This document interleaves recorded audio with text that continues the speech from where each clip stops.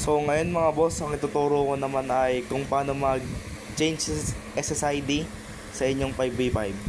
So, connect mo tayo sa 5v5 natin. Yan, kinunod ko na siya kanina, yung wireless net. So, pasok tayo sa web GUI niya. Ayan, 192.168.100.1. Copy nyo lang yan. Then, pasok tayo sa site. Then, i-click nyo lang ngayon tong advance. Yan. Then, WLAN. Yung sa baba ng application. Then, ito. Ito yung sa 2.4 2.4G nyo. So, sa 5G, ito. Ito.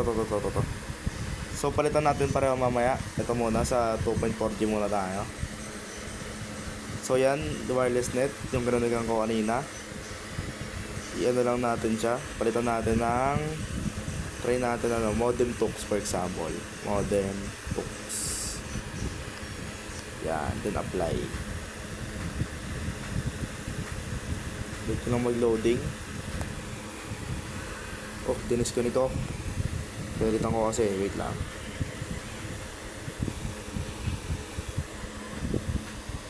Ito yung modem tux.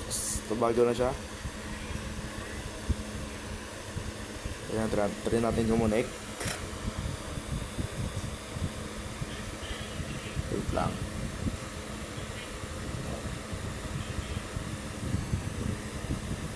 Forget na lang muna natin. Ayan. Then, yung modem talks na yan. Password lang yan is 8 letter E na maliliit.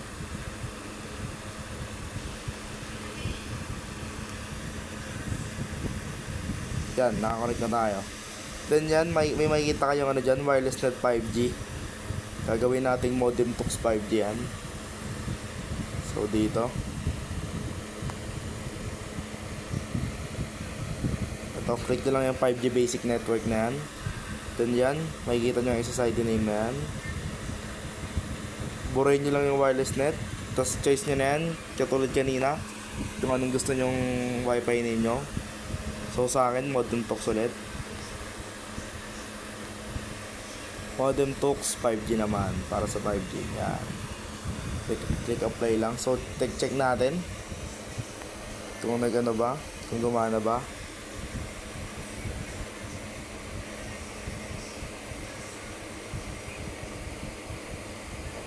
So, yan mga boss, no? Dalawa na silang modem tux, isang 5G, tapos isang 2.4G yung kanina. So, yun pala mga boss, after nyo palitan yung SSID, matik yan, magdi-disconnect kayo dyan.